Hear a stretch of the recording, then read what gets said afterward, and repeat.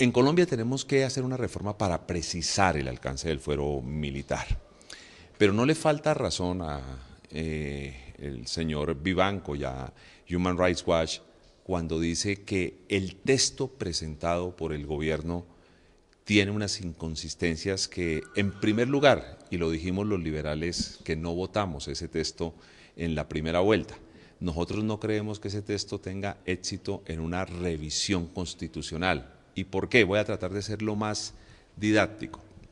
El texto dice, ni más ni menos, que toda acción de un militar se considera una acción del servicio. Y eso no está bien. No toda acción de un militar es una acción de servicio, porque hay acciones que cometen los militares que se salen de los lineamientos de la institucionalidad y son crímenes, y esas no son acciones de servicios. Los falsos positivos, el caso de las violaciones de algunos casos en los Llanos Orientales, que entre otras cosas, las mismas Fuerzas Armadas han querido que eso se esclarezca y han colaborado. Entonces, si se acepta lo que presentó el gobierno, el efecto real es que frente a cualquier caso, cualquier acción que pueda ser reprochable, que pueda ser considerada delito que cometa un militar, la investigación automáticamente cae en manos de la justicia penal militar. Y la justicia penal militar es la que considera si hace el estudio de ese caso o no hace el estudio. Y por ello creo que no tendría éxito en una revisión constitucional. Ahora, yo sí creo que hay que precisar ese alcance, como lo dije en un principio, y sí se puede pensar en un texto que, precisando el alcance, no crea una presunción constitucional, que es muy delicada, muy profunda, que diga que toda acción de los militares son acciones del servicio.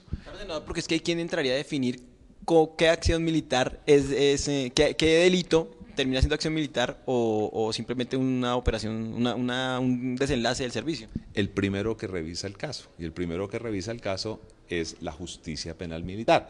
Yo creo que nosotros tenemos que mejorar la justicia penal militar, especializarla, entregarle mejores elementos. Tampoco la voy a descalificar a priori, pero lo que yo creo que va a pasar en la segunda vuelta es una conciliación en donde el gobierno muy seguramente retirará el texto que ha venido defendiendo y se tratará de conciliar un texto que precise los alcances del fuero militar, pero que no cree una presunción constitucional que diga que toda acción de los militares son acciones del servicio, porque evidentemente hay acciones de militares que se salen de los lineamientos de la fuerza militar, que cometen delitos, y esas acciones no pueden ser consideradas acciones del servicio. Senador, el principio de favorabilidad, que es otro de los temas que se expresan dentro de la Carta de la Human, tiene que ver más con la preocupación que tienen ellos de que aquellos que se supone son delitos ya castigados de militares, que pues es caso, por ejemplo, Plazas, que se supone ya es un caso cerrado, ya con una condena, se termine por esta vía, siendo el general Plazas termine otra vez libre. Se puede abrir ese debate, se puede abrir ese debate. Ese debate de alguna manera lo ha cerrado la Corte Suprema de Justicia, y voy a explicar. Cuando juzgó con unas reglas de juego a unos parlamentarios por el llamado caso de parapolítica, dijo que los que ya estaban juzgados no se les aplicaba el mandato de la Corte Constitucional de la segunda instancia.